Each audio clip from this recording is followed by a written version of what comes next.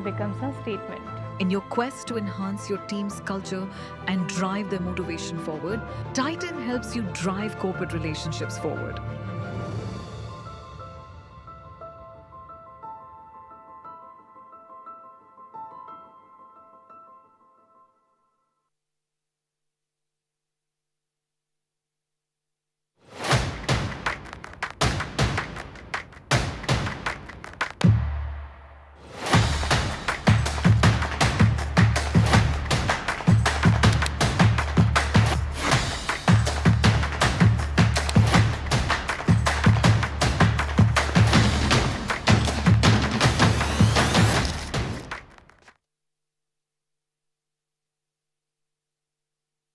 You allocated the budget, you approved the vendors, you delivered the gifts.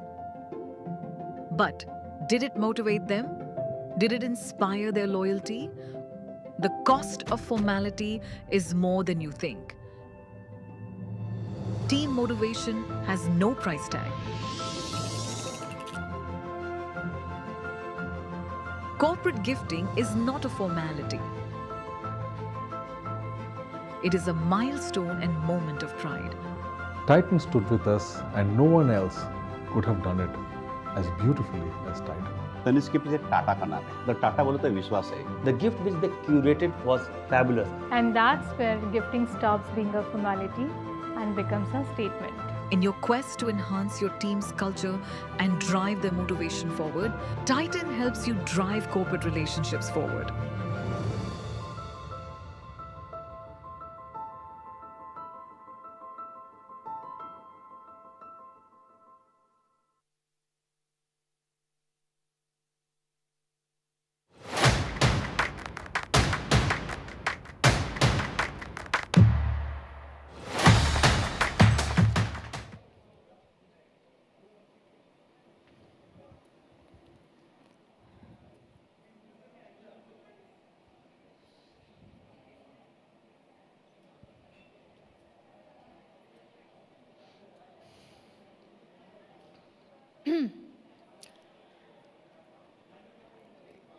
Can we do one run through, Somalia?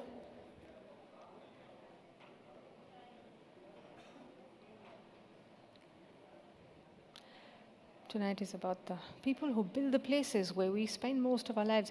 You're the ones who find the talent. You're the ones who nurture the growth and occasionally tell the CEO that their brilliant new policy is actually not that brilliant.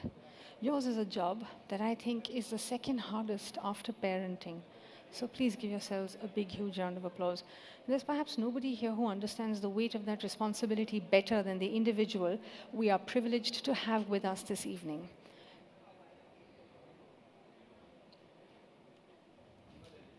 Someone who manages the workforce of the entire nation.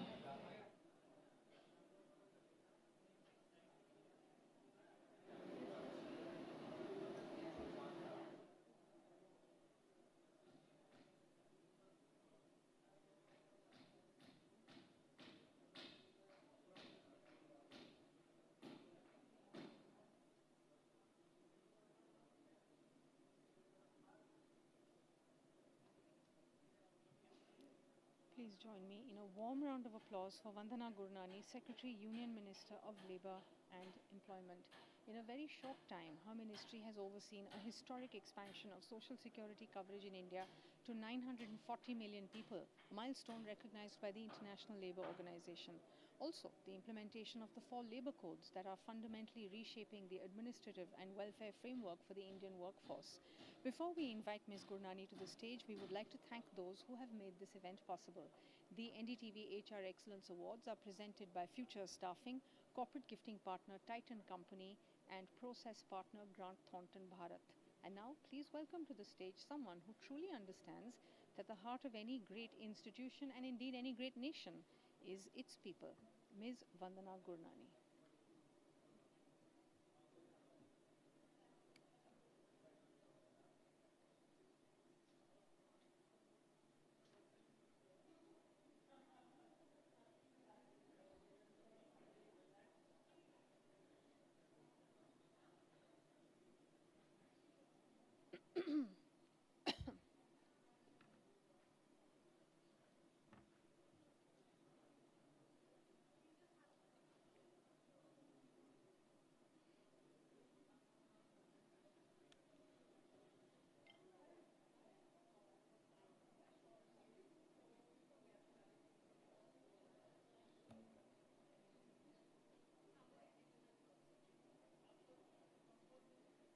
Ladies and gentlemen, a very warm welcome to the NDTV HR Excellence Awards.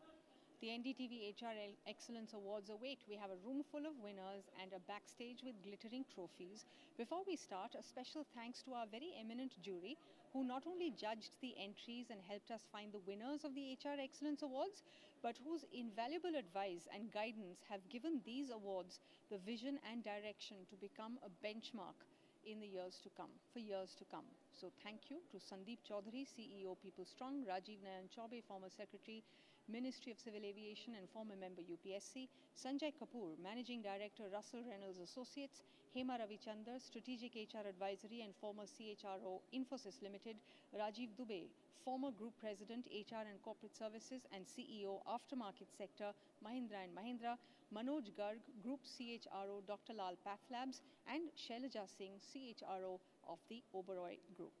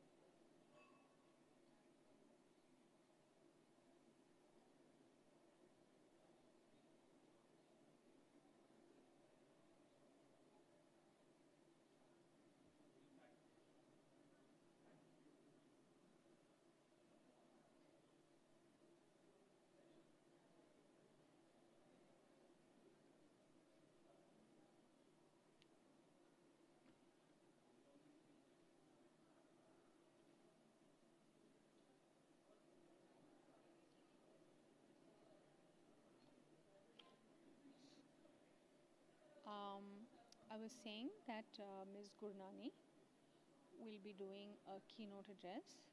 She asked if she would have a podium available and I have said yes. So at the time that she comes for the keynote, she will be using this podium and I will exit from stage back. I better be sure not to go that way.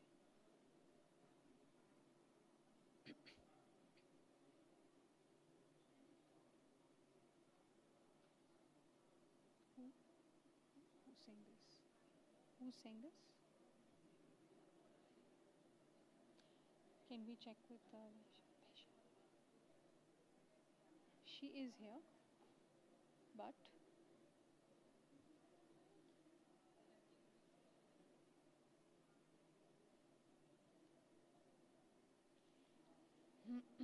yeah.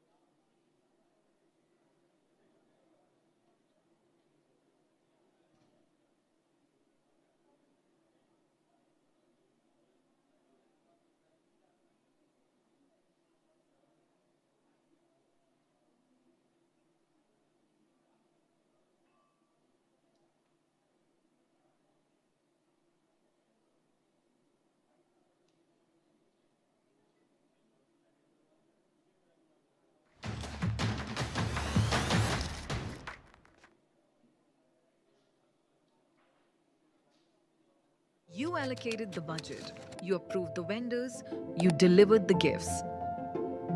But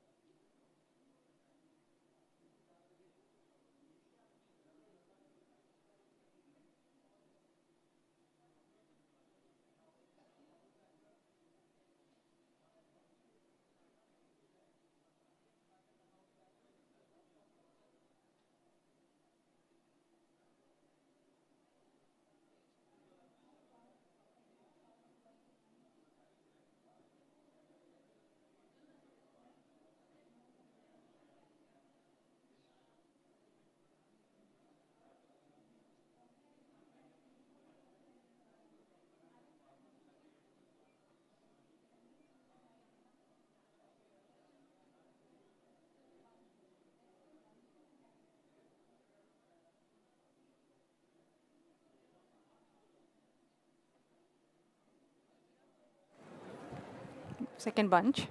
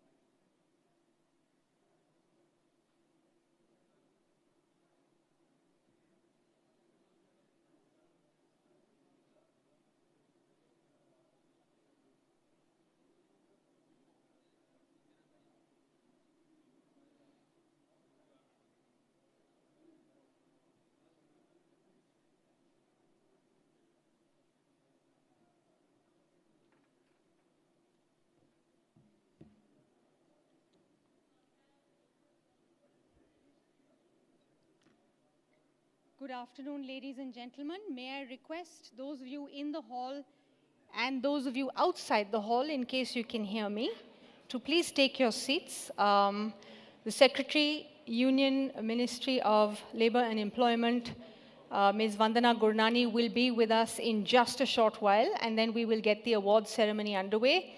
I thank you all for having come at this hour, and I hope that you will have a lovely afternoon. I had some great jokes written down and planned, but I may not be able to tell you all of the jokes. I can tell you a few now if you want to listen to some. How about it? Okay, let's do it. So, I mean, one of the things I was going to say was that we are in award season right now. We've had the Oscars and we've had the HR Excellence Awards, and they're really pretty much the same thing, because they've got best performance in a leading role, and we've got best performance improvement plan. They've got best original screenplay. We've got best employee code book, both works of pure fiction. Nobody understands it, and only legal can figure out and has read it right till the end. So, yeah. And then, of course, it's been a great year for the industry, because a very active year, very hectic year, because we've gone from hybrid work at home to hybrid to work in office to please come to office, there's free pizza for everybody. So, you know, there's been a lot of work done. But I digress and I joke, and that was just to sort of lighten the mood. You people are very, very important for all of us, employees, and we recognize that, and that's what the evening is about. So welcome to the HR Excellence Awards. Hopefully I'll get a few more laughs a little later in the evening, once we've loosened up a little bit. We are just waiting for Ms. Vandana Gurnani to arrive, and then we will be ready to start the evening.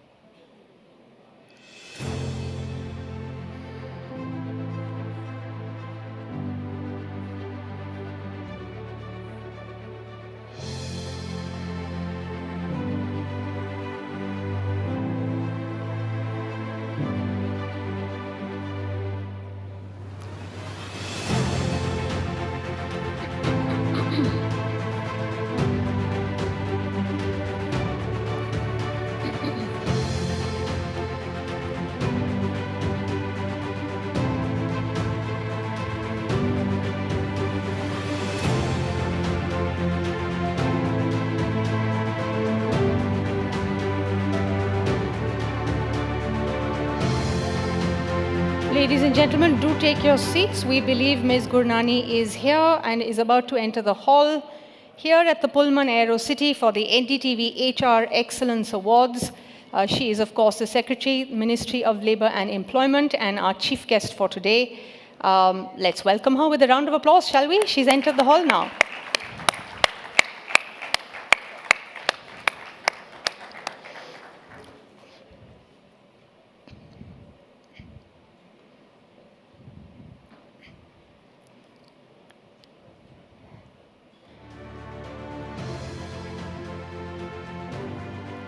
Ladies and gentlemen, and Ms. Gurnani, a very warm welcome to the NDTV HR Excellence Awards. It's such a pleasure to be here with the people who, let's be honest, actually keep the lights on and the payroll running.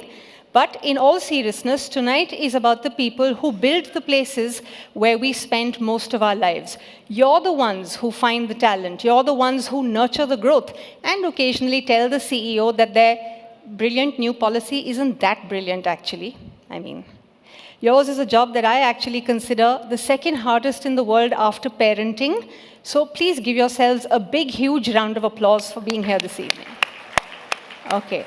And there is perhaps nobody here who understands the weight of that responsibility better than the individual that we are privileged to have with us this evening, someone who actually manages the workforce of the entire country. So please join me once again in a warm round of applause for Vandana Gurnani, Secretary, Union Minister of Labour and Employment. Welcome, ma'am.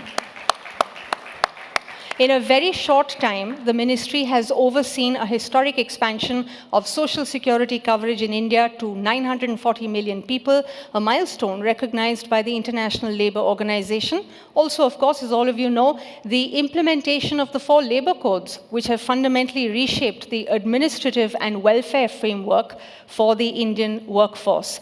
But before we invite Ms. Gurnani to the stage, we would like to thank those who have made this event possible. The HR Excellence Awards are presented by Future Staffing, corporate gifting partner Titan Company, and process partner Grant Thornton Bharat. We are grateful to all of you for your support in this event.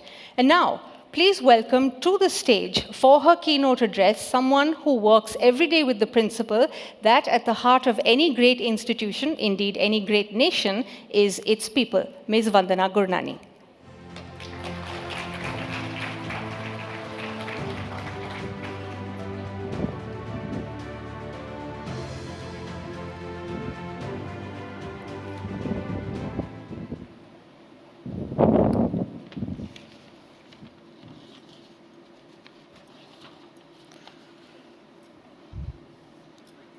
A very good evening to everyone.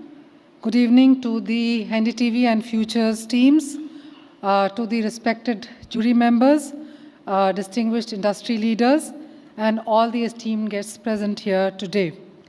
I'd like to begin today by thanking and appreciating NDTV and Futures for organizing this important platform that celebrates excellence in human resource leadership.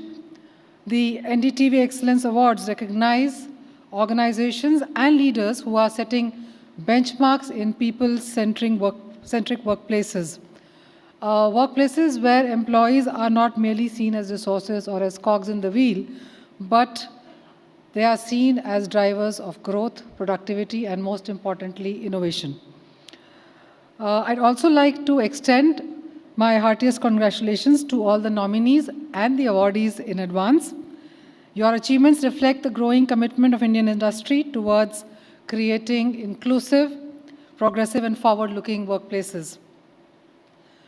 And we in our ministry believe that at the end of the day, every successful institution is built on its most important foundation, which is its people. And that is why I think human resources have become so important in today's day and age.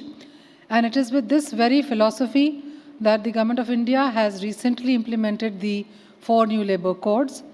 These new labour codes are a structural reform, the biggest structural reform in the labour sector in our country and our economy since the time of independence. It has amalgamated 29 old labour acts into 4 new codes, which bring in predictability and transparency both for the workers as well as for the employees or the industry. They balance, I would say, the workers' welfare and also the need for compliance reduction by the industries. So this is a very fine balance that the codes have achieved, these 4 codes have achieved. And since this is a HR award forum, I'd like to mention very quickly how our employees are set to benefit from these transformational codes. Very first is that the minimum wages have been universalized. In the past, minimum wages entitlements were only for about 30% of the workforce, the occupations which found a place in a particular schedule. Now this has been completely universalized, which means each and every worker, each and every employee in the country is entitled to receive minimum wages. Similarly, Social Security has been universalized. It's not only an entitlement for the organized sector, which it was till hitherto, but Social Security is to be also made available to unorganized workers, as well as to the gig and platform workers, which is the newest form of work that has emerged the world over, including in our country. In terms of welfare, there are augmented provisions than before, including an annual health checkup for all employees who have crossed the age of 40 years. It also has a requirement of mandatory appointment letters, which brings in transparency where each and every worker and employee knows exactly the terms and conditions of their employment so that they know what they can get, cannot get, and this will reduce unnecessary confusion and litigations. I'd also like to mention the pro-women provisions in these labor codes. They remove all kinds of discrimination and obstacles to women's participation in the workforce. Women are allowed to work in night shifts. Women are allowed to work in all kinds of industries, including hazardous industries. But these are all with the consent of the women and with ensuring that adequate security and safety precautions and measures are taken by the employers. So this, in effect, is meant to remove all obstacles and hopefully should lead to more and more women coming out and participating in the labor force, as well as more and more women getting employment and higher wages as these restrictions have been removed.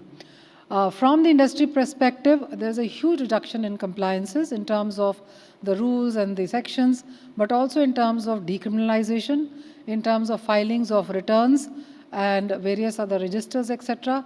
They have been very, very drastically reduced so that the cost of compliance can be reduced. There are also several measures which are in accordance with the long-standing demand of the industry to permit the fixed-term employment. It also increases certain thresholds for licensing, etc. And therefore, it will be easier for businesses to set up business as well as to expand business and attain economies of scale. So this is broadly what the labor codes speak about.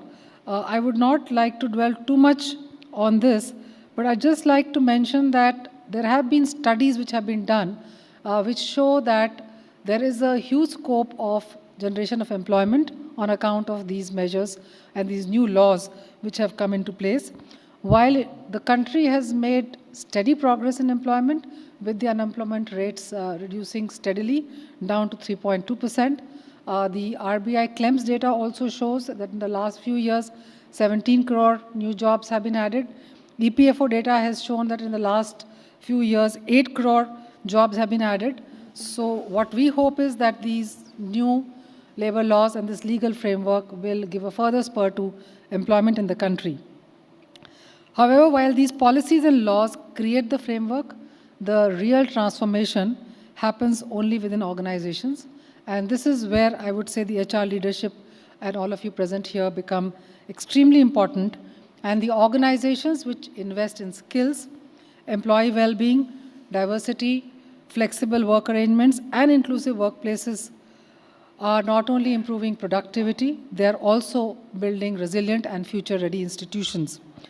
I would in fact like to call upon NDTV and Futures and the industry present here that going forward, can we move beyond the HR Excellence Award to awarding workplaces that make sure that all these pro-worker provisions which have come in the new laws, they are actually effectively implemented in the workplaces, And can we even move a step beyond the awards and give some kind of a star rating to various companies, 5-star, 4-star, 3-star, not below that, so that consumers who consume the products and services of these companies who are conscious about labor welfare can make appropriate choices through this star rating system. So I'll leave you with this thought at the end of my address today, and I hope that by next year we should, with your cooperation and all of us working together, may have such a system in place.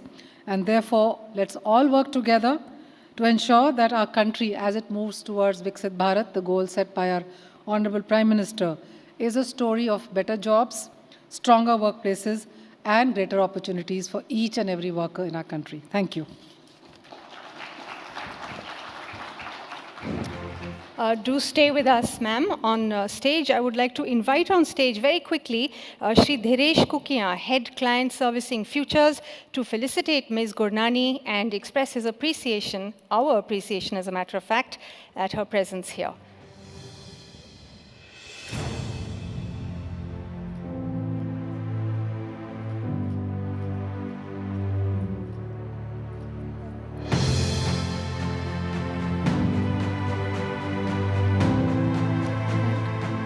Mr. Kukiya, would you also like to hand over the bouquet of flowers to ma'am? And it's been, yes, please. I will read over this, through this, I think, while ma'am is giving the awards away. That would be nice. Round of applause, please, for Ms. Gurnani. It's been wonderful to hear straight from the architects of the code yourself. Ma'am, if I could request you to take your seat very quickly, we will be calling you up. Yes, please, why not? Thank you. There we are. All right. We'll have Ms. Gurnani back on the stage in just a second. The NDTV HR Excellence Awards, of course, await. We have a room full of winners. We have a backstage full of glittering trophies.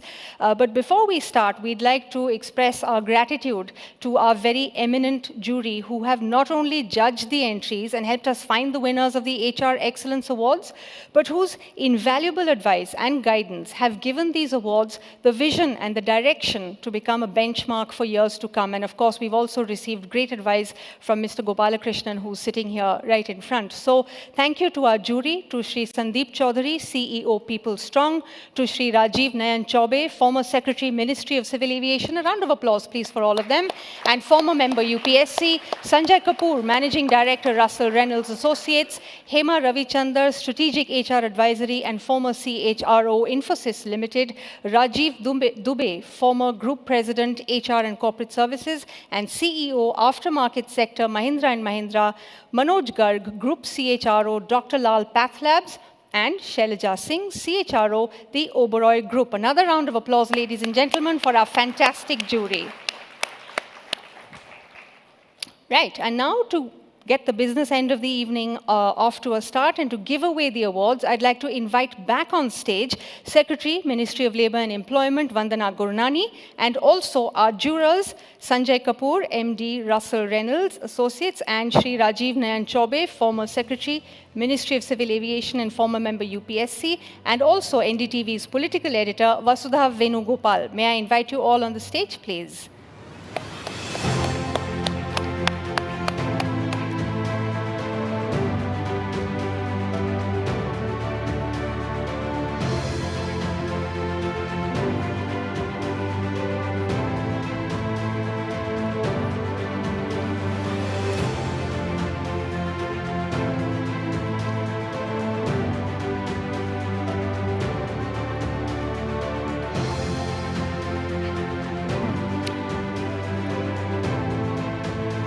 Wonderful to have you all here. Right, let's get started, shall we? Yeah. Thank you. Round of applause again. So our first category this evening is Innovation in HR Technology. This award honors the successful deployment of AI, HRIS, or digital tools to streamline people processes. Ms. Gurnani, would you do the honors, and as the envelope comes to you, which it will in a second, could you announce the winner?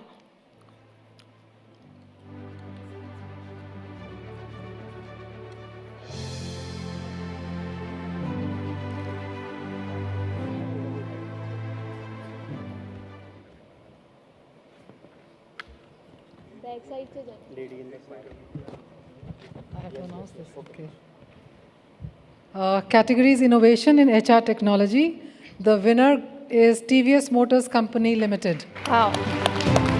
TVS Motor Company is represented this evening by Mr. K. Venkata Subramaniam, General Manager of HR Operations.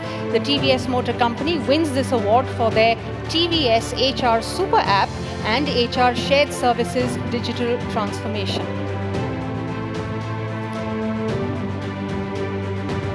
And along with the trophy, we also have gift bags from Titan for our winners, and here is the first of them being presented this evening.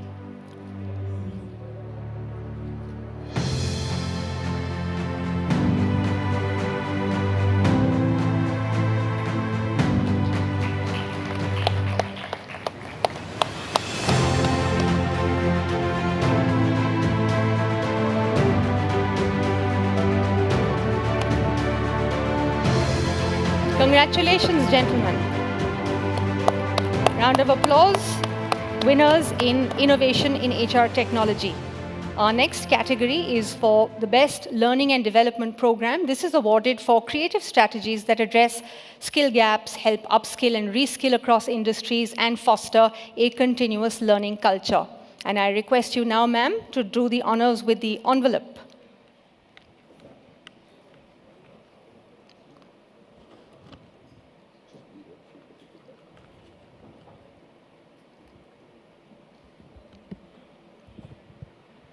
Best Learning and Development Program. The award goes to Zydus Life Sciences Limited. Wow. Representing the Zydus Group are Mr. Anil Nair, Center of Excellence Head, Talent Management and Organizational Development, and Ms. Neha Somani, COE, Talent and Organizational L&D. The Zydus Group incidentally runs WINGS, which is a flagship women development and leadership program to empower women professionals across the organization, and WINGS encompasses basically everything from career growth and leadership to personal well-being. So congratulations, Zydus, on winning the award for Best Learning and Development Program.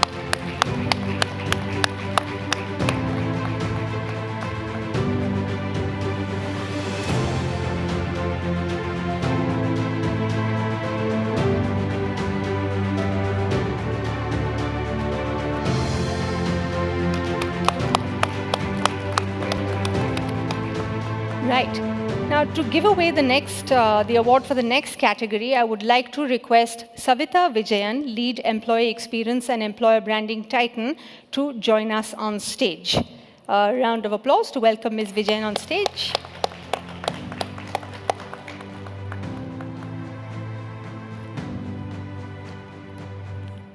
Okay. Our next category is Best Health and Well-being Strategy. Miss Gurnani, आप विजेता का नाम घोषित करें envelope खोल के.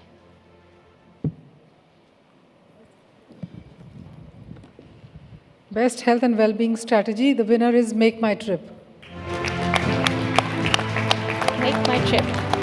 Joining us this evening from Make My Trip are Ms. Nikita Zucchi, Senior Vice President Human Resources, and Ms. Akanksha Lat, Vice President Human Resources. Make My Trip is, of course, reimagining the employee experience with their winning entry, Care 360, a data-driven parenthood and well-being ecosystem. Make My Trip.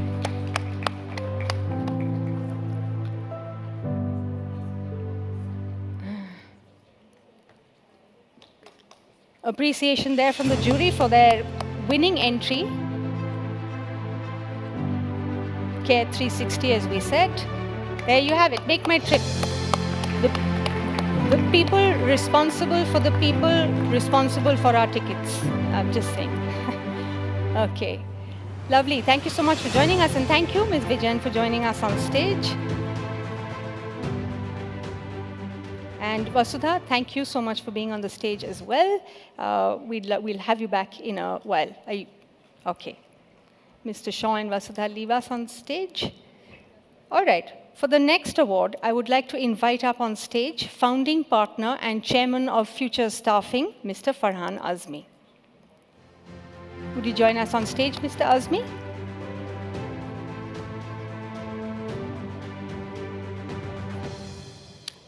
Okay, it seems Mr. Azmi is not here, but would you like to join us from Future Staffing? Thank you, welcome.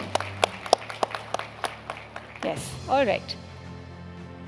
Our next award is for excellence in industrial upskilling and reskilling in the manufacturing sector.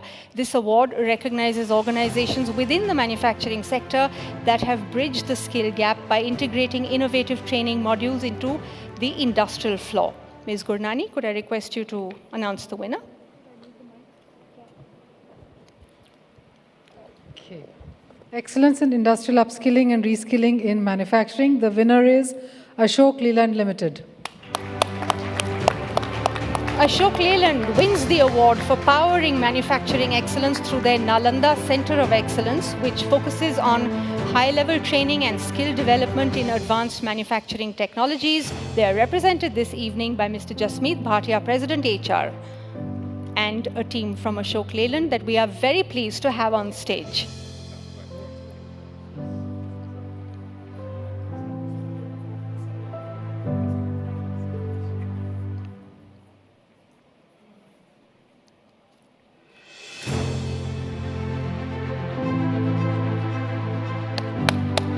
Let's clap for them, I say. Thank you so much. Congratulations on winning this award. And there's the Titan gift bag for Ashok Leland. All right. We now shift our focus from celebrating organizational excellence to honoring the exceptional individuals who are the heartbeat of these initiatives. We will begin with the award for HR Rising Star of the Year, Startup and Small Enterprise. This category is dedicated to the agile, high-potential, mid-career professionals who have shown remarkable initiative in the fast-paced world of emerging businesses.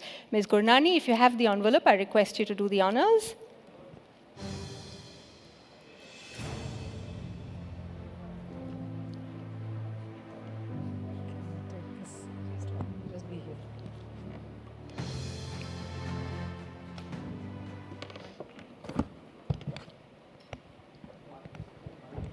HR Rising Star of the Year, Startup and Small Enterprises, Reena Gairola, RDS Solutions. Well done. RD Solutions. Reena Gairola is the head of people and culture at RD Solutions India today. She is also our HR Rising Star of the Year, Startup and Small Enterprises. A louder round of applause to encourage our rising stars, please. There is something about our Rising Stars star winners this evening that will be revealed to you as the evening wears on. And I shall bring it to your attention once we're done with this category, but I think a lot of us will appreciate it. Round of applause for Reena Gairola.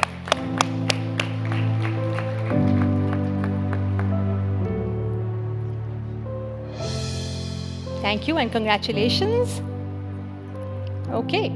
Moving from the agile world of startups, we now shift our focus to those who are navigating the unique challenges of scaling an organization. So our next category, if you guessed it, is HR Rising Star of the Year, Mid-Size Enterprise.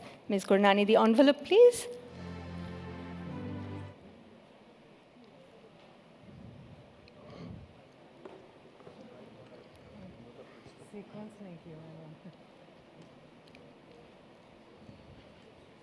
बेटा उनको बोला जरा जल्दी जल्दी दे दें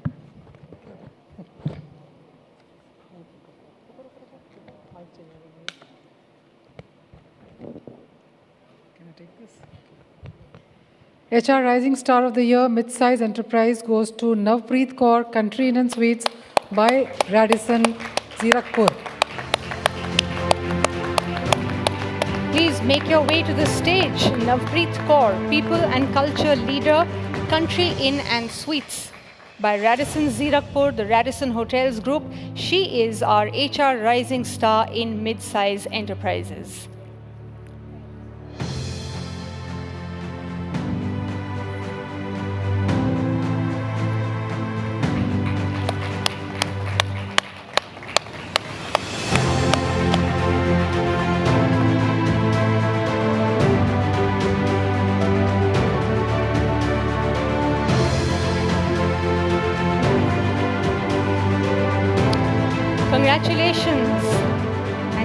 joining us from Zirakpur. Okay, we now arrive at the heavyweights of our corporate landscape, the organizations that operate at a scale where every decision impacts thousands of lives and sets the gold standard for the entire industry. Our next category is HR Rising Star of the Year, Large Enterprises. And as the envelope makes its way to Ms. Gurnani,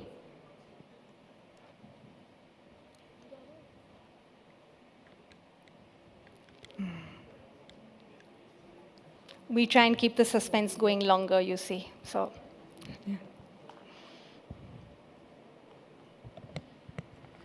HR Rising Star of the Year, Large Enterprises. The award goes to Neha Goyal, Kotak Mahindra Bank. wow. Ladies and gentlemen, please put your hands together for Neha Goyal, Deputy Vice President, Human Resource, Kotak Mahindra Bank, our HR Rising Star, Large Enterprises.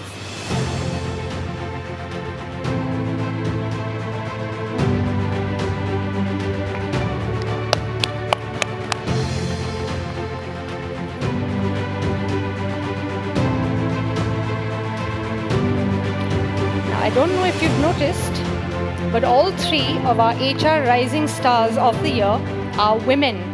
That deserves a huge round of applause. A massive, massive round of applause. This is the future of HR. If this is the future of HR, HR is in safe hands, I think. What do you say? All right. We now move to our next category, one that touches upon the very fabric of how we build a modern, equitable workforce, the Inclusive Leader Award. This honor, of course, is for an HR leader who has moved beyond policy to demonstrate a deep personal commitment to diversity, equity, and inclusion. And we start with the Inclusive Leader of the Year, Mid-Size Enterprises. Ms. Gurnani, with the envelope.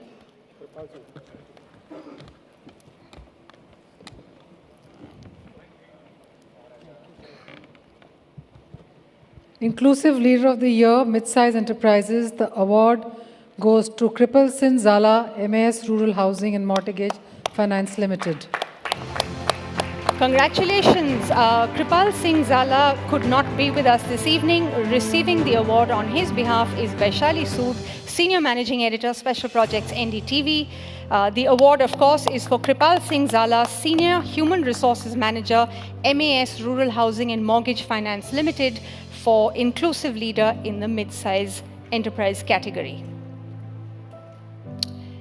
We now transition from the agile leadership seen in mid-sized firms to the monumental task of fostering inclusion at the highest levels of Indian industry. Our next category is Inclusive Leader, Large Enterprises. And as the envelope makes its way to Ms. Gurnani, our heartbeats perhaps grow a little faster.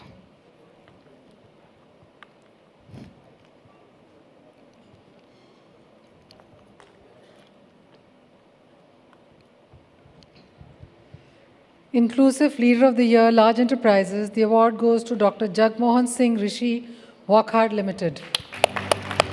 Receiving the award on behalf of Dr. Jagmohan Singh Rishi, who is the Associate Vice President, Learning and Development at Wockhardt, is Major Satnam Singh. Welcome to the stage, Major Satnam Singh. And congratulations to Dr. Jagmohan Singh Rishi.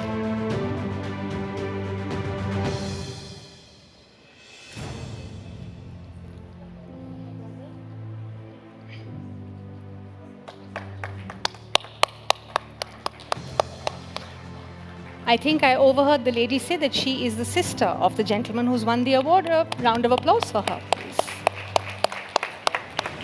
Okay. We would have loved to hear from both our Inclusive Leader winners about the initiatives that got them this award. Unfortunately, they're both not here, but if you go to ndtv.com/HR Excellence Awards, their stories will be up there once the winners have been put up there later this evening. Okay, we now move from celebrating those who foster inclusive cultures to the individuals who are building the very foundations of the modern Indian workplace. Our next category is for CHRO, and we begin with CHRO CHRO of the Year Mid-Size Enterprise.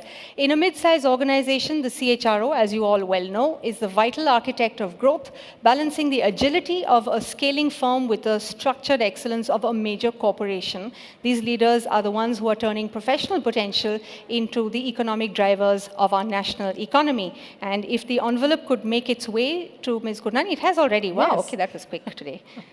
Do I have your permission? Oh, sorry, please do go ahead with the winner. CHRO of the Year, Mid-Size Enterprises, Mr. Vivek Pathak, Planetcast Media Services Limited. Please welcome to the stage Mr. Vivek Pathak, Group Head, HR and Admin, Planetcast Media Services Limited. And Mr. Pathak, we're not going to let you go without a few words. So if I could request for a mic for Mr. Pathak as well.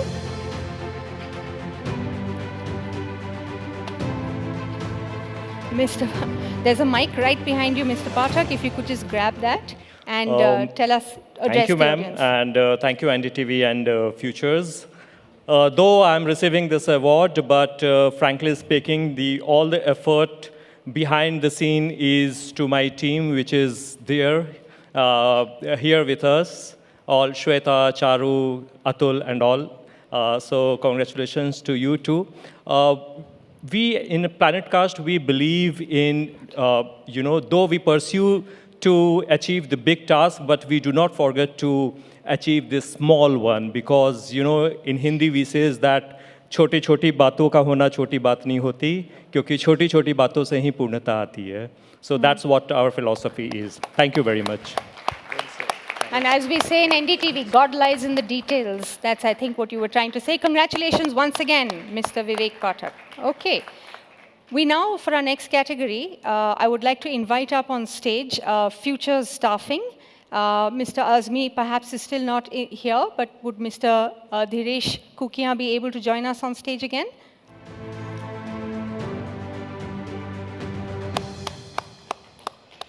Come. So we now reach the pinnacle of corporate leadership, the category that honors those managing human capital on a truly monumental scale. Our next award is for CHRO of the Year, Large Enterprise. And of course, at this level, the role of a CHRO is no longer just about managing a company. It's about steering an institution that functions as a vital organ of the national economy. Ma'am, would you do the honors with the envelope, please?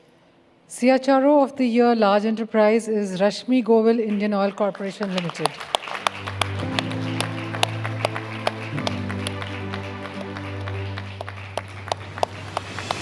Please welcome on stage Ms. Rashmi Govil, Director HR, Indian Oil Corporation Limited. A difficult job, no doubt, for Ms. Govil at a difficult time in the world. So another round of applause for her, please. Ms. Govil, we're not letting you go either without a few words. Thank you, ma'am. Thank you, jury, for this recognition. But see, as a large enterprise, this recognition actually belongs to a very large team, which has been behind my back. And we in Indian Oil are a very, very people-friendly organization. And though being a PSU, we are very proud that, we are in a very competitive environment.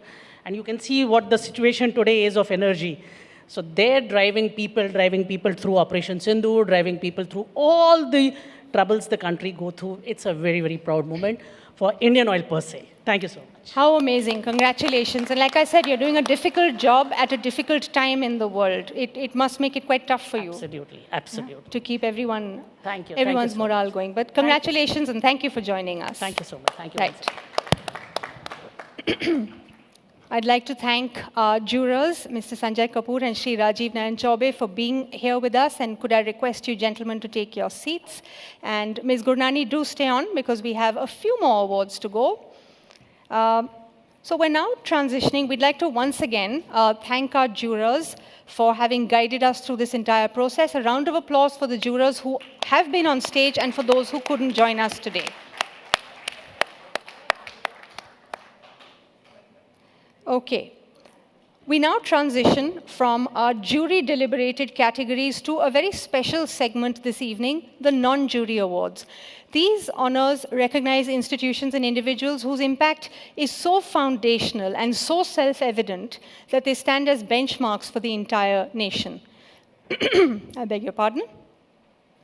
Now, diversity, equity, and inclusion are often discussed as corporate goals, but our next recipient treats them as a constitutional mission. This award recognizes a trailblazer that has spent decades ensuring that inclusion isn't just a policy, but a lived reality for millions of Indians with disabilities.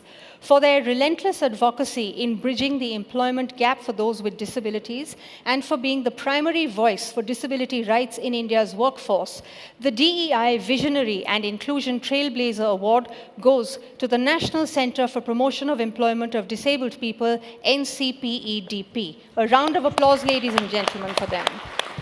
Could we please welcome on stage Arman Ali, who is the Executive Director of NCPDEP, and his team from the organization, indeed. A little bit about Arman.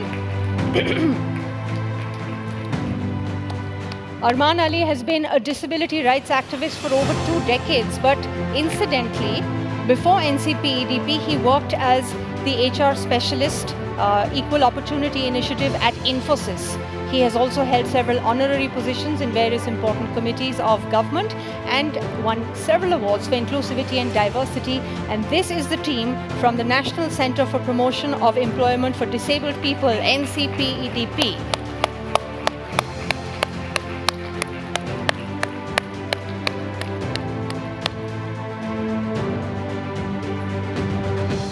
After the photographs, we will of course have a mic coming along for Arman as well. Congratulations, NCPEDP. Arman, don't go anywhere. We're going to have a mic coming to you in just a second.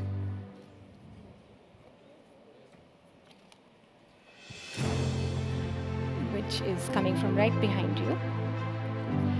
Arman, we have interacted so many times before. You have a relationship with NDTV. We've had you as part of other campaigns.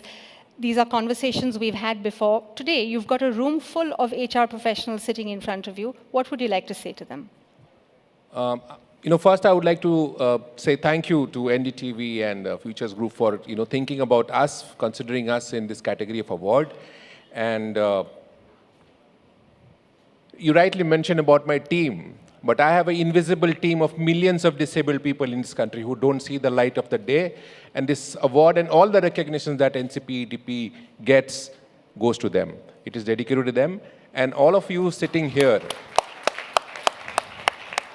my only humble request is that no matter what you do when you're into your businesses, do think of disabled people as your consumer, as your partner, as somebody who is adding value to you, whatever you do. They don't need your charity, they don't need your CSR, they need investment. And with NCPEDP, 30 years of work, I think this is one of those awards which we did apply for.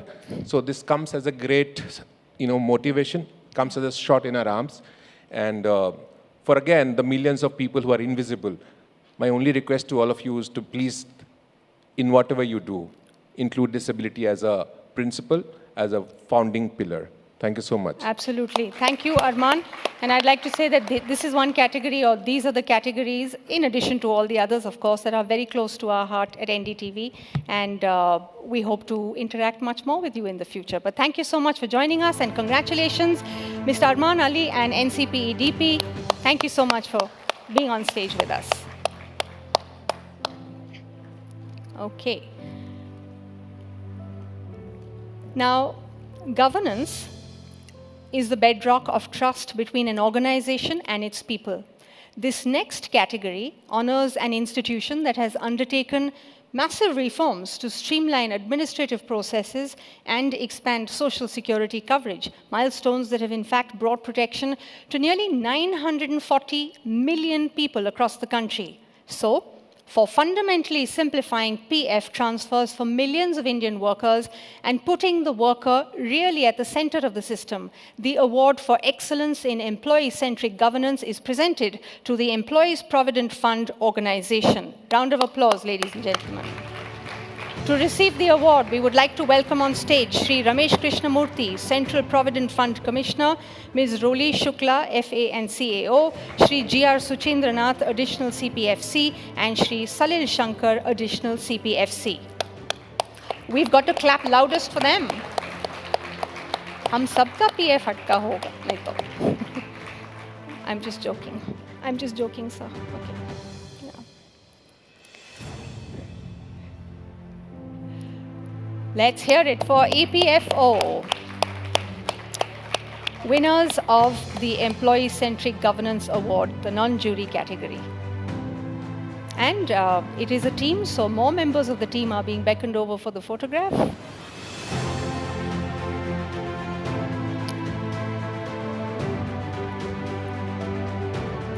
Of course, we're not going to let you go, sir, Mr. Krishnamurthy, without answering a question or addressing everyone you see here, people who may have millions of questions for you. First of all, we are all deeply honored. Thanks to NDTV and the Futures for this award in 2026. I accept this award on behalf of every member of the EPFO officers and staff who are working towards change, working towards transforming EPFO into something that can really, truly represent Viksit Bharat and a progressive mindset, which is absolutely essential in today's India. Also want to thank the Ministry of Labour and Employment, our Minister, Dr. Mansukh Bhai Mandviya, for his encouragement and guidance, which is pushing us towards reform, not on a yearly basis, not on a decadal basis, but on a daily basis. So with the assurance and humility that EPFO is truly working to improve its processes, its responsiveness to each one of the workers in India, we are very grateful for this award and accept it on behalf of all the officers and staff of EPFO. Thank you so much. A round of applause, ladies and gentlemen, for Shri Ramesh Krishnamurthy and his team from the EPFO for having won this award. Thank you so much for being on the stage with us, and congratulations.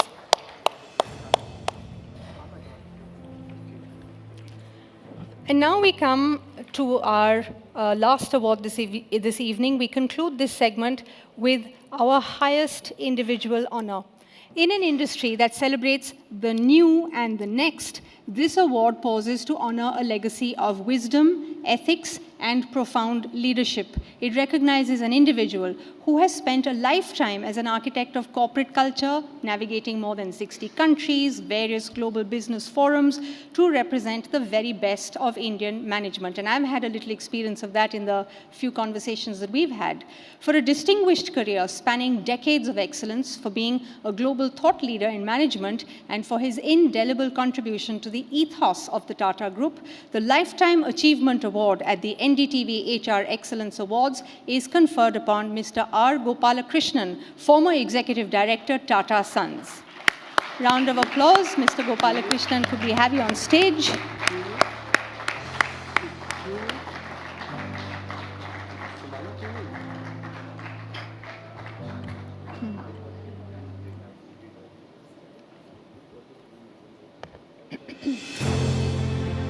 Mr. Gopalakrishnan, such is his dedication to what he does, that he has traveled a very long distance to be with here this evening. So another round of applause just for that. He has traveled by every mode of transport, car, aircraft, not train perhaps, to be here. So thank you so much, Mr. Gopalakrishnan. The mic is coming to you in a second.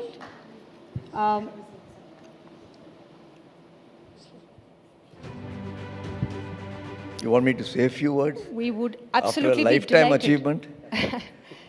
Thank you very much, NDTV. No, I'll tell you why I'm holding it. And thank you very much. You know, I must tell you, since this is the last of the evening's program, they made a huge mistake. So I'm hanging on to this in case they take it back. I have absolutely nothing to do with HR. And yet they are celebrating a Lifetime Achievement Award. I began my career 59 years ago. So that tells you approximately my age. And I've served two wonderful institutions, full of human relations. I retired as the Vice Chairman of Hindustan Lever. I retired as the Director of Tata Sons. And I learned anything about human relations, I've learned it from these two institutions. And I do believe that the essence of business is human relations, not human resources. Human resources is an enabler. And I've left a humble suggestion. To Ansuya and other colleagues here. If you can restyle this, and this is your first year, to say this is excellence in business human relations, people in government, people in army, people in excise, all sorts of people get involved. And the fruits of one of the pieces of research I've done, from which we published 6 books, and it's important for me to mention this, is that the number one priority of successful CEOs is people. It's documented, it's in 6 books.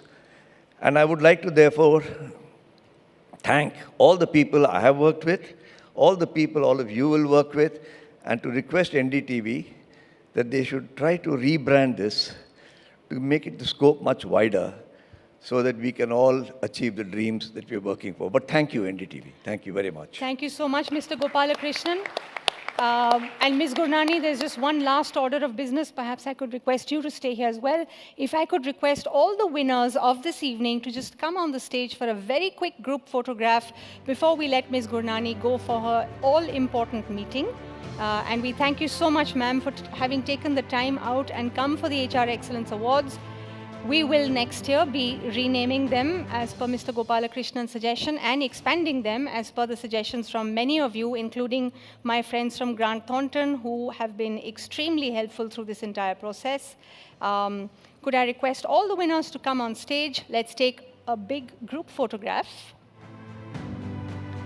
Something to show the grandchildren, perhaps, or certainly people in the office.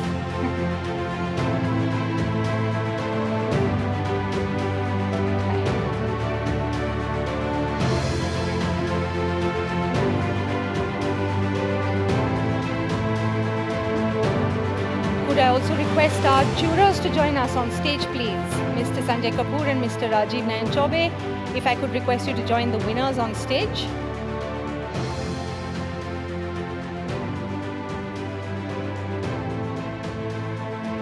There you have it, ladies and gentlemen, the winners of the NDTV HR Excellence Awards. In its first year, only to grow bigger and grander from this point on and set industry benchmarks as we go along. With all of your support, of course. Next year, we're hoping for an even larger participation, and we'll have perhaps twice the number of winners standing here on stage. But a round of applause for all of them, all our winners.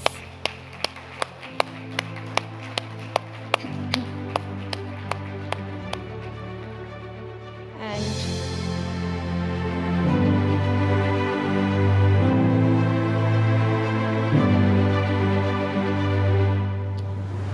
the evening isn't over yet. We still have more to go. Ms. Gurnani will be leaving us because she has to go for a very important ministry meeting. But we do request the rest of you to remain seated because we have more planned. And then we have a fantastic dinner as well, which we are sure you will enjoy. So please do stay with us. Ms. Gurnani, Secretary, Ministry of Labour and Employment, thank you so much for being with us. Thank you so much for giving us so much of your time, for speaking with us, for giving away the awards, and for encouraging our winners this evening. Thank you. Do take your seat, ladies and gentlemen, because up next, I would like to invite on stage, for her keynote address, Priyanka Gulati, Partner and Human Capital Consulting Leader, Grant Thornton, Bharat. A round of applause.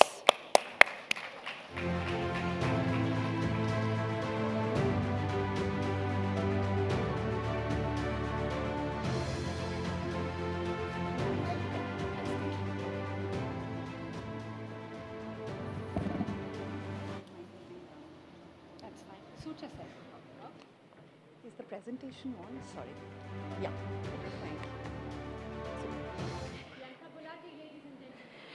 Thank you so much. Thank you to NDTV. Good evening, everybody. Can I have some, noise from the audience after the awards that you have got? Great. Congratulations to each one of you. And thank you for being here. Thank you to NDTV for, having their first HR Awards. And thank you to each one of you for being here. And I'm going to change this a little. I had thought of a very serious presentation, which you're going to see. So I'm going to skip some slides like a good consultant, looking at the audience and the timing of the presentation. You've just got your rewards. And therefore, I'm going to make it as short as possible. I was supposed to talk about AI and disruption and geopolitical tension and the HR's role in it. I'm going to change that a little, still talk about it, but in a more positive way and in a more rewarding way, because you're sitting with the awards and I'm literally sitting between you and dinner and the drinks. Great. So as you all know, we are in a very disruptive world. Disruptive because there's geopolitical tension, there is the oil price rising, companies are calling us for workforce optimization because the labor codes, etc., has added to the cost and the wages. There is a lot of change which is happening because of the disruption of AI. So I'm not going to get into any of those. I'm not going to talk about the trends in HR today. You all know that. You're the CHROs who've got the awards. So I'm not going to talk about how companies are shifting from jobs and positions to skills and competency. A lot of consulting assignments are coming in the way on behavioral competency, on technical competency, because companies want to list them down and see that which are the ones which AI can do and which are the ones which human intervention will be required. There's a lot of reskilling happening with targets. Remember, skilling was always happening, learning was always happening, but now it's shorter duration, there's micro-learning, plus everybody's looking at ROI, everybody's looking at how the roles will shift. 70% of our roles, mind you, 70% of our roles and jobs are going to shift in the next 2 years' time. And that's a huge number, something that we've never seen before. And this is very well happening already. 10% is already new jobs which have come in the market itself. Organization structures are changing. It's not just about having permanent pyramid organizations, but star-phased organization structures where people will come in together for a particular project of a particular skill set. You will hire people from the market just for 2 or 3 months because you don't have a data scientist. Or you look at cost, and therefore the organization structure itself will keep changing. Career pathing is changing because of that itself. Entire thing is changing with technology. But guess what? I'm not going to talk about each one of them. I had thought of business case along with client examples, etc. I'm going to shift this a little and talk about a very interesting experiment I carried out. And I carried this out with children in one room and adults in another room. We gave them Lego. We gave them tech tools to play with. The technology taught them what and how to create with some navigation guides. There was an AI agent there as well, teaching them how to create a bus or a robot, etc. So in one room, they were children. In the other room, they were adults. Guess who fared better? The kids. And why? And those are the skill sets I think as CHROs, we need to get in the organization. The first one, curiosity and joy. Or you should have seen the adults in the room. I don't have pictures because I don't have their consent to share that. And therefore, I don't have those pictures.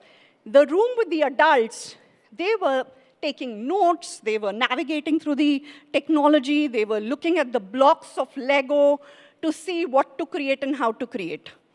And they were talking about, who's going to play what role. You have limited time. Let's do this really quickly. So they were navigating through a lot of things, and what we see in organizations as well is what was happening with the adult room.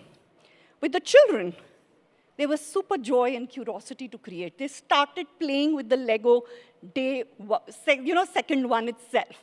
They did not wait. While somebody was playing with the Lego, somebody else was looking at the technology and looking at how things could change and what they wanted to do. There was a lot of curiosity and joy in terms of what they wanted to do. Second observation, a lot of creativity. Creativity in terms of how they wanted to play and move around. Somehow, the adults just wanted to make that little house with that tree and a little pond, which we've made as children using our Lego sets, and maybe add a few dimensions here and there. Whereas the children were not afraid of breaking what they had made and created. Whereas the adults, on the other hand, if they had created something, there was a little bit of ego attached to it, or there was something which did not allow them to break it very quickly. So there was a lot of discussion between the adults when they were trying to break things using that Lego set itself. And therefore, the second skill set which we thought about was creativity and courage. Courage, not just to create, creativity, not just from an innovation perspective, but also to break what you have created if it's not going around in the right direction. Communication. The way children were communicating to each other, the feedback they were giving to each other, the kind of things they were saying to each other, "Oh, acha nahi lag raha hai. This is not looking right here. The alignment is not correct." Direct feedback being given amongst the children group. So the communication was strong. Communication came from all directions, and it ensured that they were not taking it personally. Whereas some of the adults, and this was research which was done with a couple of ensuring leadership assessment gurus were there. There were a couple of other scientists around in that room itself when this research was being done. So it was not just us observing them through just pen and paper. The communication with the children was direct feedback, not being taken personally, and they were being addressed immediately as far as the Lego set was concerned. And what they were doing in the process of looking at technology also, because we had given them a couple of sets to look at while creating it, was they did not stick to it. They made their own work.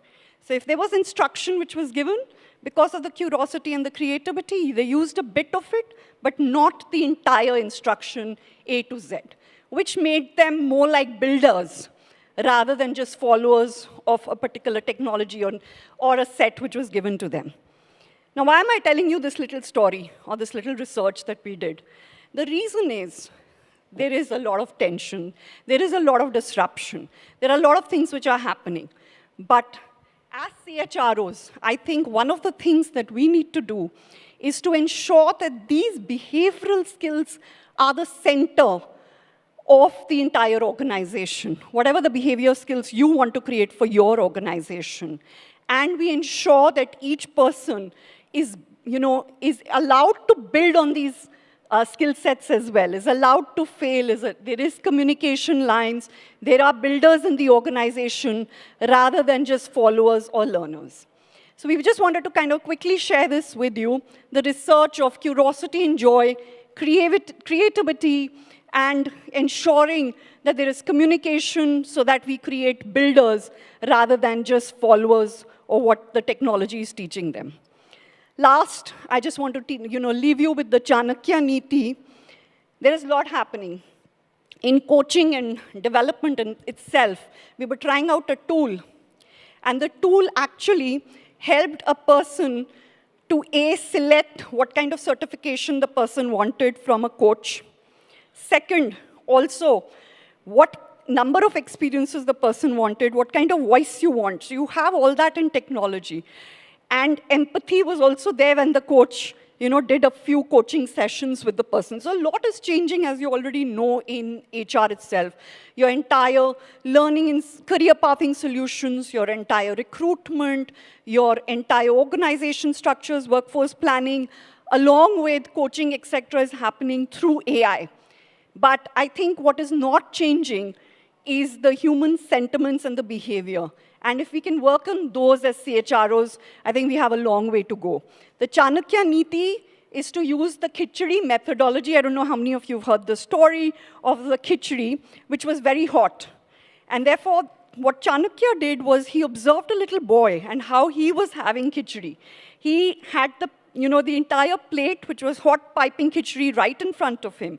Instead of jumping into the khichdi and having the entire thing, he went to the edges and had small bits of it. And I want to leave you with that little thought that AI disruption is right here. Rather than going for all the tools all together, I think you need to build your data, your governance, and ensure that you start with the edges and the small bits of that khichdi. With that, I want to end my keynote address. Thank you.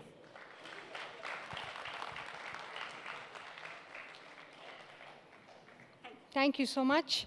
Priyanka Gulati, ladies and gentlemen, from Grant Thornton, Bharat. We will be listening to her in a short while, but a round of applause for the keynote address. Okay, my colleagues are about to start setting up the stage for what is the grand finale for this evening. And while they do that, I am going to tell you that the NDTV HR Excellence Awards are, as a matter of fact, being streamed live on the NDTV Profit and NDTV 24/7 YouTube channels. So if you have folks back home and you want them to see what's going on here, just tell them to tune into NDTV on YouTube. And of course, the videos shall also remain there.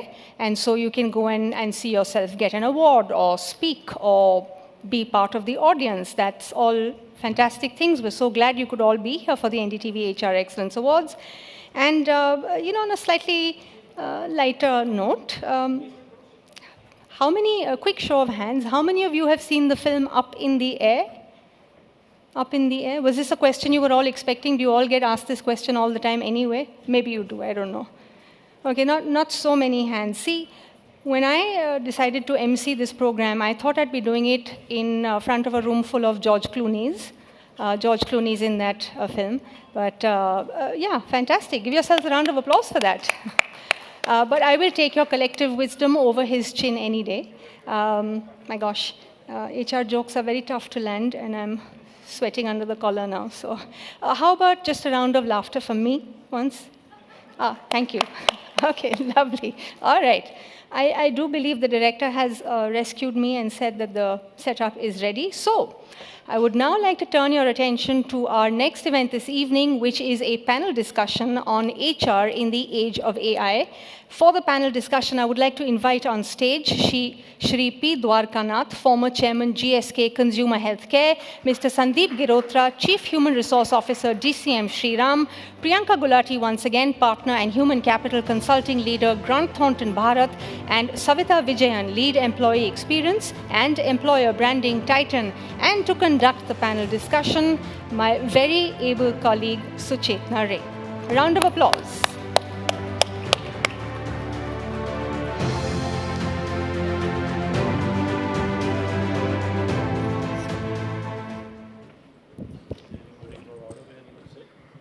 I was just told to sit at the extreme okay. left. All right, okay. Please take care.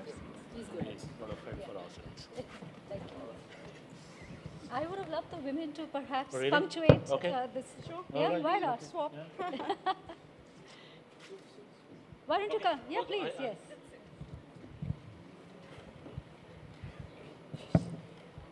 Thank you so much.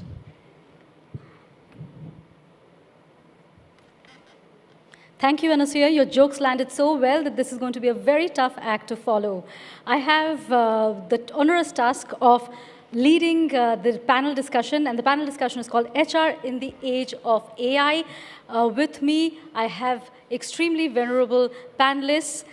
I'll begin by saying that how the world of work is changing very, very fast. Technology, as you know, is rewriting jobs, expectations, it's rewriting culture, and all of this put together, including the uncertainty, is perhaps rewriting leadership itself. So in the next 20 to 30 minutes, I will try and help unpack the biggest global HR trends with the help of my very eminent panelists here, and what it all means for all you HR leaders in the room. And to do that, I have with me Priyanka Gulati, Partner and Human Capital Consulting Leader, Grant Thornton Bharat. A round of applause, please. P. Dwarkanath, former chairman, GSK Consumer Healthcare, Sandeep Girotra, CHRO DCM Sriram, and Savita Vijayan. She is the lead employee experience and employer branding. Thank you to every one of you for joining me today. I'll begin this session with a question to Sandeep. Sandeep, you know, in the last 5 years, we've seen HR perhaps change more than the last 20 years put together. So what is the most important aspect for HR today? Is it talent, is it tech, or is it trust, or is it something else altogether? Look, no, I think that's a great question. What has changed? And I think in the last 20 years, yes, a lot has changed in HR and HR community. And we take pride in saying that, you know, it has come on the forefront where it actually deserves to be. Because it's all about people. You know, I mean, you have, these days, capital is available, you know, at a cost. Obviously, you can borrow capital at whatever cost that you want to, and you have the money and the leverage you'll be able to do. But people is where you have a big challenge. We have heard about war for talent. We have heard about a lot of other things. Now, within that piece, the biggest issue today is about mindset. And let me take an example over here from, we've talked about AI, and we keep hearing about artificial intelligence and whatnot, technology. You know, technology is again available, you know, it's going to be a tool which is available. I think it's an adoption of the technology which is all about mindset. A lot of people are running around and saying, look, you know, AI is going to take my job, or my roles are going to be redundant. But the fact is that we all got to continue to live with this reality that it's change that is happening. And unless we believe in that continuous change and continuous upskilling, I think we will keep lagging behind. So I think the mindset is the biggest piece here. Right. I was speaking to Mr. Dwarkanath earlier, and you speak about mindset. He was speaking about transformation. Would you please elaborate on that, and how important is mindset in that transformation that you spoke about? It's working. Are you able to hear me? Yes. Thank you.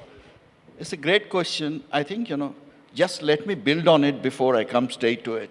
You are talking about the uncertainty and all that. The greatest example is myself. I spent 50 years in the corporate world.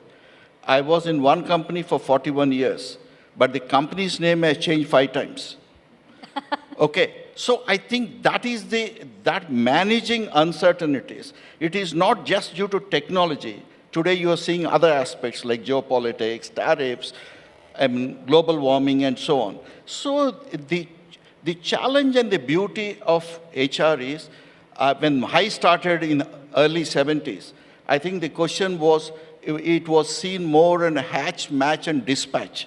That means you are doing hiring, you're doing coaching, then you are doing managing exits. That is hatch, match, and dispatch. I think for the last 20 years, there's a lot of changes happened. But, you know, when you say today's world, it's triple T. Right. Technology, talent, through transformation. I think unless you transfer, adopt, a leader is one who can cope up with change. This is where HR in today's context, regardless of any disruptions, it is not only technology disruption, many other disruptions, some of them are foreseen, some of them are not predicted. This is where the beauty of HR will come in. I don't agree when you say only HR means HR professionals. I would consider all the business leaders or can be great leaders for people leaders. And this is where I say what Mr. Gopalakrishnan said. I would put it differently. I think we should encourage, call the HR people leaders, but encourage not only HR professionals, but business leaders as well. Absolutely. So I stand corrected, Mr. Dwarkanath. It's a 3 T's, 1 M, and 1 resilience, so 1 R there. Absolutely. You're encouraging all leaders, all people leaders to pick up skills which traditionally are associated with HR professionals. My next question is to Savita. She belongs to a group of companies which is in the hallowed corridors of being known as being people-friendly. My question to you is that, you know, even expectation of employees has expanded. It includes well-being, inclusion, it includes purpose, flexibility. So how do you strike this balance between care and accountability? So I will actually pretty much voice everything that you're saying, but at Titan, it's like a secret sauce which I'm going to reveal right now. All our MDs, we've had the 4th MD right now, Ajoy. There is a mantra that we live on. We take care of our employees, their wellness, their happiness, and they take care of the customers. So even if there's a customer who's walking out of the door without a bag in his or her hand, but has a sparkle in the eye and a smile on the face, we are okay with it. So there's no pressure per se to have a fabulous sales, or it is inevitable for us. And hence, we are doing what you're doing in this business at the moment. So much more, like the team here, the corporate business group that is here, we don't believe in giving water bottles with name etched on it. We don't. Okay. We get into hyper-personalization, not n is equal to 1, but personalization, wherein very recently we have edge watches given to employees with their employee codes on it. Wow. You know, we don't do a little bit of bottling there. We have a very different sauce there.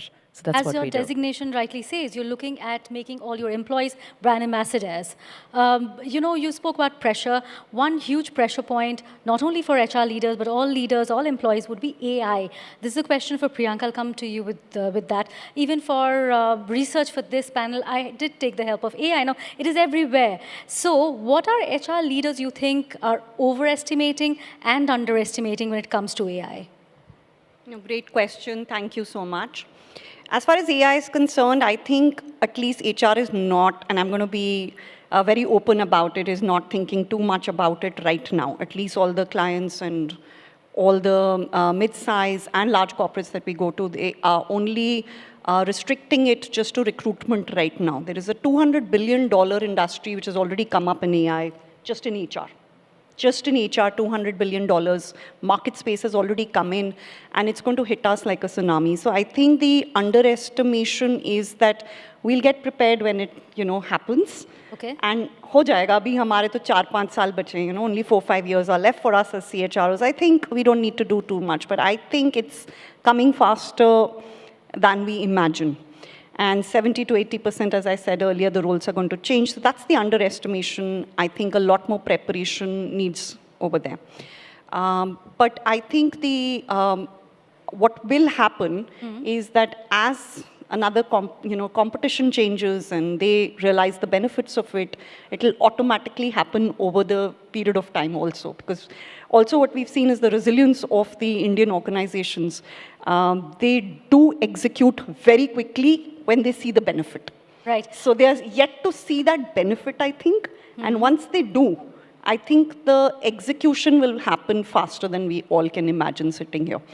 So yes, that's my piece. They have to see 1 or 2 companies doing it well, realizing those benefits, value realized on the table, not just on the Excel sheets, and through us consultants. Once that happens, I think it's going to the execution is going to happen much, much faster. Priyanka, like a true consultant, you're not giving me a specific answer. Specifically, what is that one HR function which will be the first to be automated, and perhaps one HR function you'll never advise to be automated? A lot of recruitment at the junior job levels, where a lot of volumes, etc., have already happened. I think that one with induction, where transaction volumes are much higher, not at the leadership level I'm talking about. The recruitment has already happened in a lot of companies using AI. And one which is not going to happen, I think, is culture. I think building culture is with people with trust, values, and a lot of human relations. So I think that is not going to go under the AI way. But recruitment at volume transactions, it's already happened. The second one is on performance management, career pathing, coaching, etc.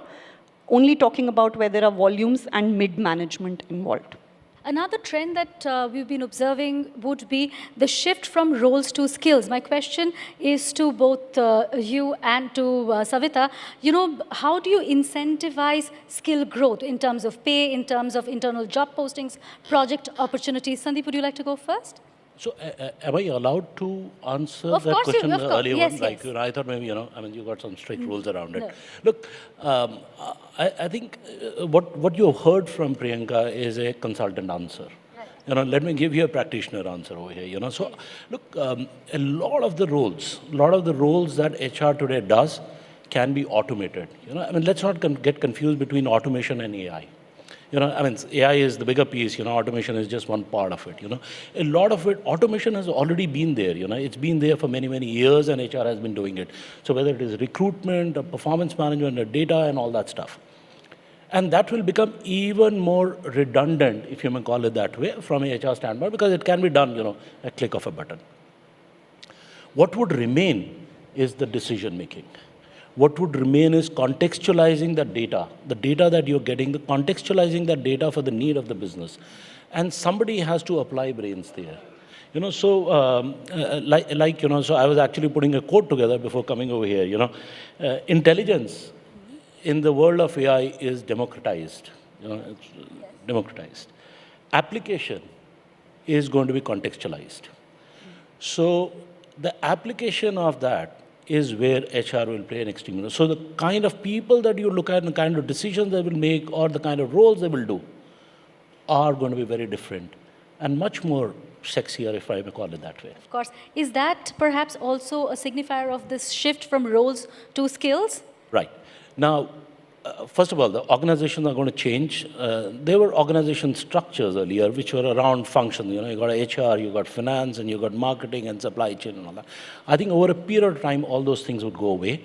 Largely, it's going to be a skill-based inventory, skill-based organization that would remain. And we keep saying that in DCM Shriram, where I work for, largely it's going to be like, Bollywood or Hollywood movies, There's a producer, there's a director, there's an actor, there's a musician, or, they all come together, form a movie, and we make a blockbuster, Dhurandhar 2, which we'll watch, releasing today, And then we go away, and then we form another group to have another movie. Largely, that's going to happen, and many companies have started doing that, actually. Right. I'll come to Savita with the same question. How do you incentivize the Dhurandhar in the payroll? Basically, how do you incentivize skill growth in terms of pay, IJPs, projects, opportunities? How do you do that? So I'm a classic example of that. Without a typical people function, that's what we call inside of Titan, an HR background, I am currently leading these 3 portfolios. I have no HR background. So you can understand the classic example of skills of what I am doing right now. I love what I do, and hence I think I'm doing what I'm doing. But we at Titan believe in skills even before this skill as a, beaten to death word, let me say that, came into picture. We have something called as career philosophy. I was earlier talking to somebody, a 2227. Okay. Every 24 months, we are eligible to move to a different role. Mm-hmm. Every 24 months, we're eligible to move to a different geography. Every 24 months, we're eligible to move to a different function. And once we have these 2 years of each, we are eligible to be prepared to be leaders, in which I can do governance, I can do mergers and acquisition, and a lot more. So skill is at the heart of how Titan primarily functions. Mm-hmm. So basically, you're not allowing boredom to set in at all. Is that the idea? Yeah. Right. Thank you very much. I'll come to Mr. Dwarkanath. We were discussing about the 4 Ws of future-ready HR. Would you elaborate it for us? If you're talking about the HR practices, which is the topic here today, I think you want to make it HR more strategic. There are 4 leverages on which you need to operate, in my view, 4 Ws. One, we talk about the nature of work, which has changed considerably because of automation, digitization, and the environmental issues. Other one, we're talking about the workforce, the kind of workers, which is more skill-based, agile, which was not the case earlier. Unless you earn the skills, you will not be able to survive. Third one, we're talking about the workplace. When you're talking about workplace, we are not talking just about the hybrid working or remote working, many other opportunities which have been given without losing the touch of the collaboration and teamwork and culture, which is one of the challenges when you go too much for hybrid working. The fourth and the most important is well-being. I think earlier well-being, we're talking about the physical well-being. Later we started about mental well-being. Then we're talking about the financial well-being. I think this is not just done in isolation. I think there is a nexus between this and the business and engagement of people. So this has really changed it when you come to just to sum it up from what has been said earlier. I think if you see ultimately what it means, you're talking about talent, technology and all, in my view, I mean, this holds good, as very famously quoted by one of the global CEOs of Procter & Gamble way back in 1945, take away my buildings, take away my money, take away my brands. Is a FMCG company. Right. But leave my people, I will deliver another company in 10 years. This was said in 1948 by Richard Dupree. I think after 80 years, it still holds good. What difference as technology and AI brought in is, he talked about 10 years at that time. Today, it will be 1 to 3 years.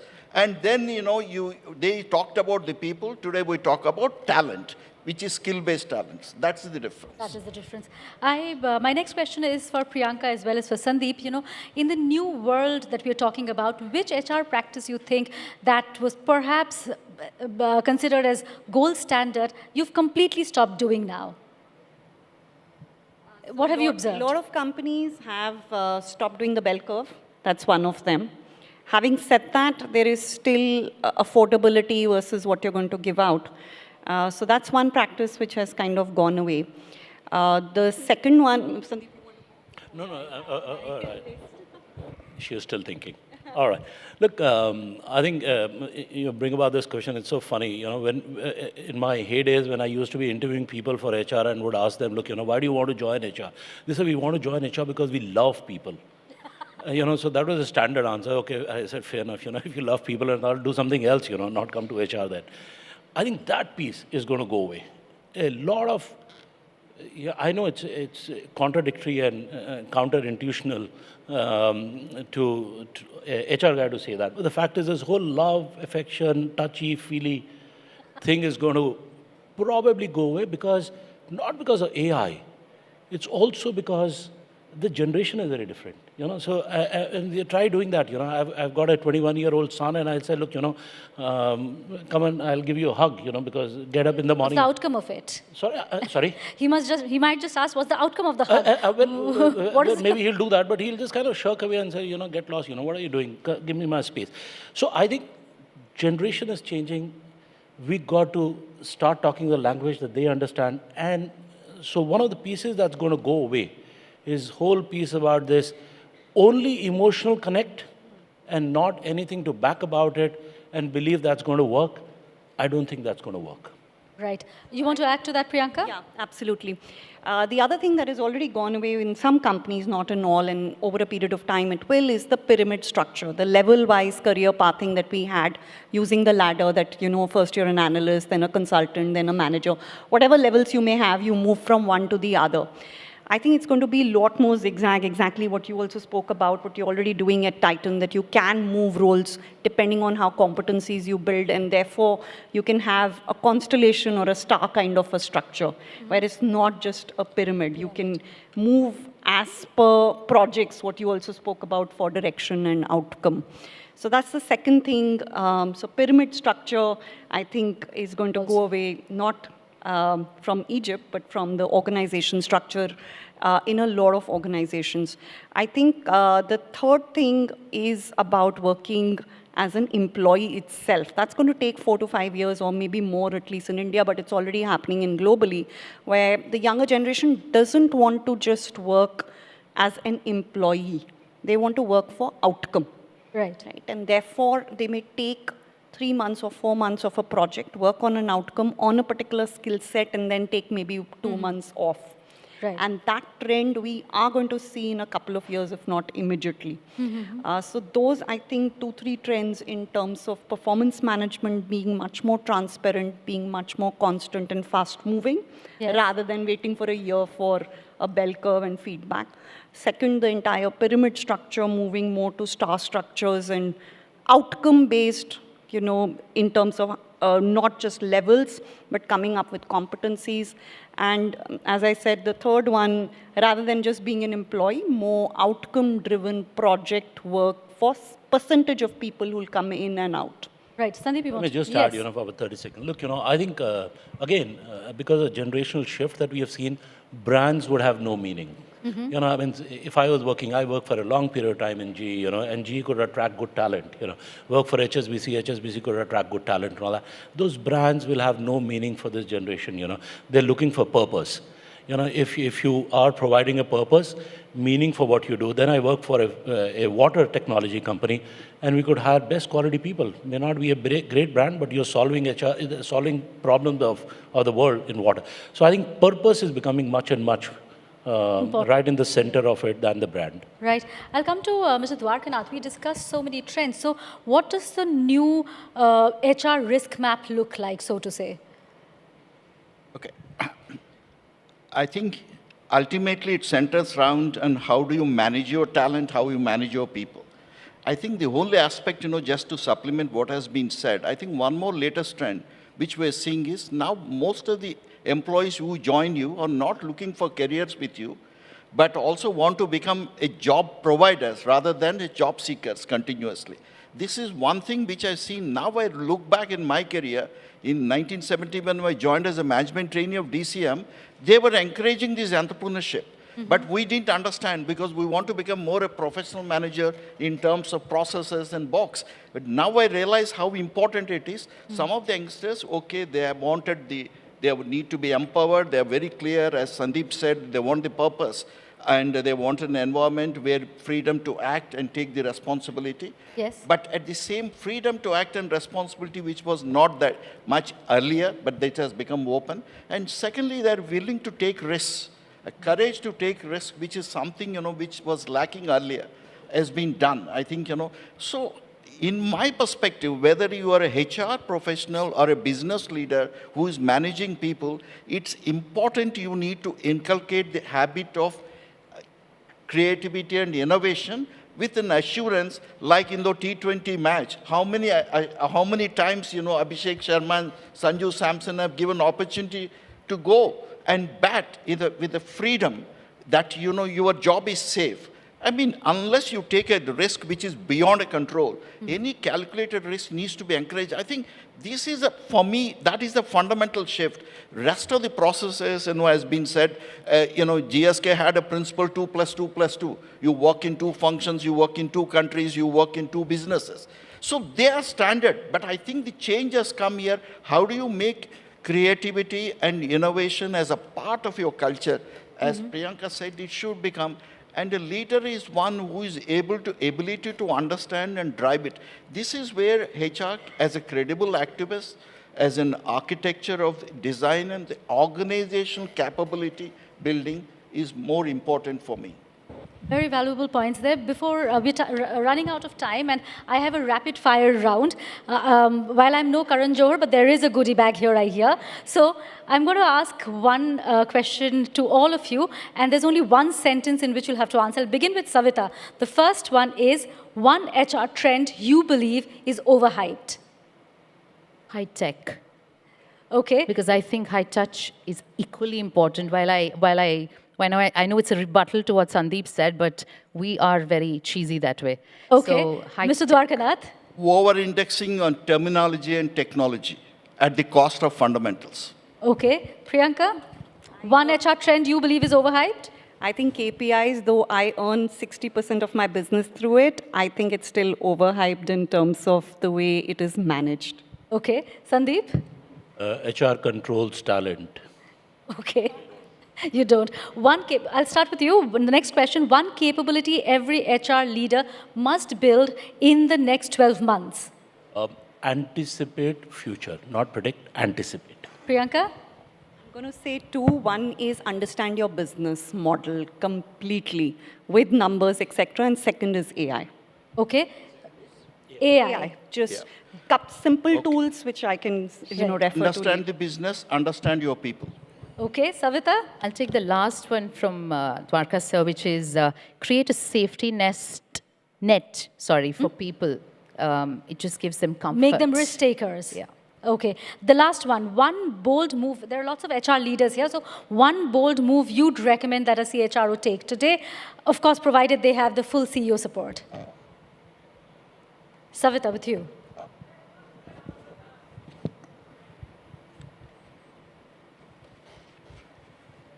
run a business. Your goodie bag is walking away. No, that's okay. I'm okay with the goodie bag. But I think run a business maybe, because we have had people function leaders running businesses inside the company. Okay. Give an opportunity to CHRO to run the business. Exactly. Yeah. Oh, wow. Priyanka?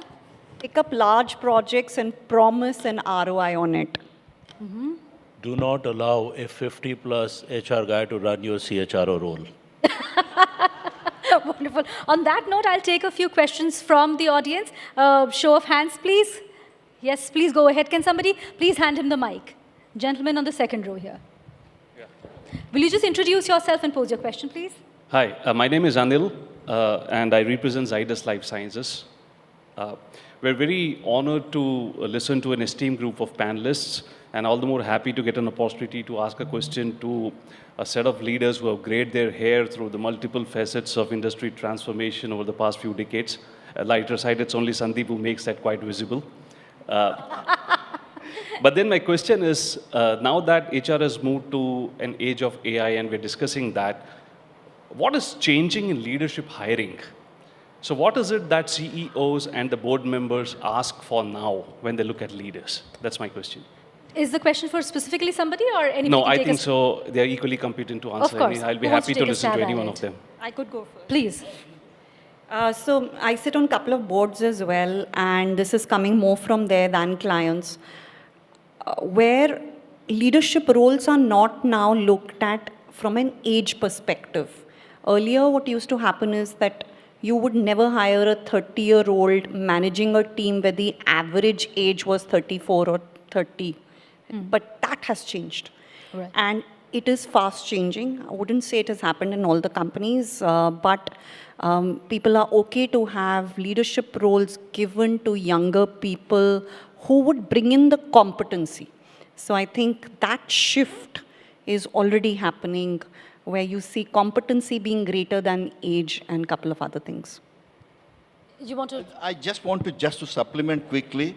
Now, in our time, we used to suffer from A-squared syndrome. Age and authority. If your boss is senior, he knows it, you don't know. You don't know better than him. Similarly, age. If you're elder, you know it better. But today's world, there is no A-squared syndrome. Right. And we have time for taking a few more questions. Anybody else? Any questions? Yes, please go ahead. Yeah, hi. Let's say we meet again in 2050. What do you think HR practices in India would look like, and what is going to surprise us as employees the most? You have is this a question for anybody in specific? You want all of them to take a stab at it? Anyone can answer. Right? I think the chance Your of mic. living through 2050 Mic. is much higher. Sandeep, mic, yes. As a chance for her to live through 2050 is much higher, so she should answer. This is called delegation at its best, but yeah. I'm going to answer this through 2-3 ways. One, an employee would be not just be looking at your KPIs and other things, but how you eat, what kind of people you're meeting, how you're traveling, are you really taking. So there will be gadgets and tools and everything which will monitor a lot of personal life, which will come back to work, is my view. And that would kind of also determine, in terms of some nuggets, that how you should be doing so as to be a better leader. So it will not just be about, the kind of assessments that we have right now on behavioral traits and other things. A lot of data-driven, I'm very scared of that. Whether I've exercised, have I had those momos with the wine, etc., will all be there. How much of personal data can be used, etc., is a different question. But that comes under the DPDPA Act, but that's a separate question. But I think organizations will use that personal data to drive a lot of nuggets towards you as well. That's one. So a lot of it will be done in the name of employee well-being and a couple of other things as well. Second, I think I was in China for a workshop, and I was surrounded by 20 gadgets around me, which told me what is the audience thinking right now. So there were 2, 3, I don't know how they did it and what they did about it. Red, amber, green in terms of the energy of the audience. They also showed a couple of questions that were there in people's mind, and they showed a graph around it. Maybe there were gadgets on each person's table and they could write on it. Collecting it from there. There was also questions around what next could come in. So I think as a leader, those 20 gadgets will be around us, is the point I'm trying to make. And we would have to be very well versed with them to use it. Having said that, your business models, HR knowledge, financial knowledge will all be like building blocks. All this will help you to realize your potential much better. So I think you wanted to do some crystal ball glazing I there? just want a very short, brief answer.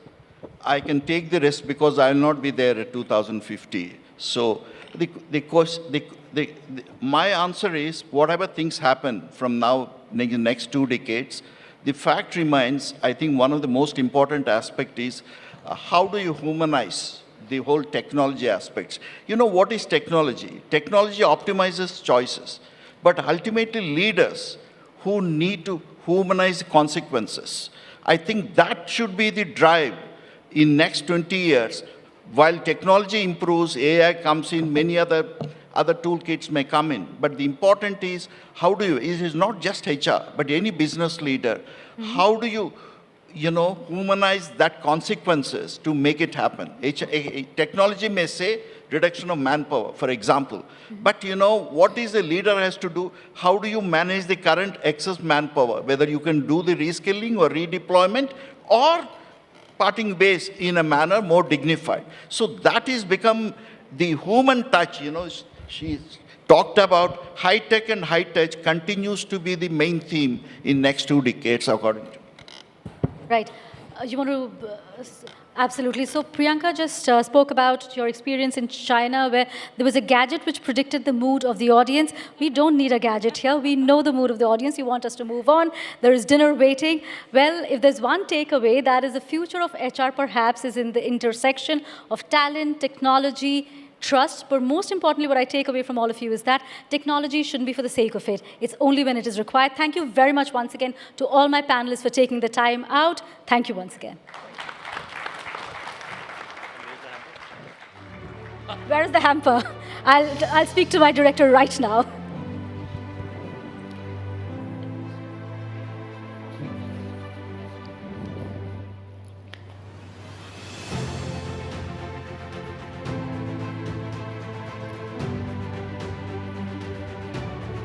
Group photograph. Round of applause once again, ladies and gentlemen, for P. Dwarkanath, former chairman, GSK Consumer Healthcare, Sandeep Girotra, Chief Human Resource Officer, DCM Shriram, Priyanka Gulati, partner and human capital consulting leader, Grant Thornton Bharat, Savita Vijayan, lead employee experience and employer branding titan, and NDTV's very own Suchetna Ray. Round of applause once again.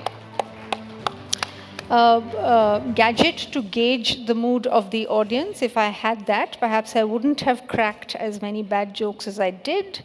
But you are being spared now, because all health and well-being guidance now talks about eating dinner early, before 7 p.m., for optimal gut health, and we're taking that very, very seriously here. We want to thank all of you for having changed your schedules and come here ahead of time, and we hope that the dinner will, more than make up for it. Also, as you exit the room for dinner, my CV is lying in a pile at the end of the room. Just pick up a copy if you want to. But no, just kidding. I have been with NDTV 31 years, and that's a testament to the organization that it was and it continues to be. So a round of applause for NDTV as well. Right. The HR Excellence Awards were presented by Future Staffing, corporate gifting partner Titan Company, process partner Grant Thornton Bharat. Ladies and gentlemen, you've been a wonderful, wonderful audience. Thank you so much for being here. We look forward to welcoming you again next year. And with that, it's now time for a very early dinner.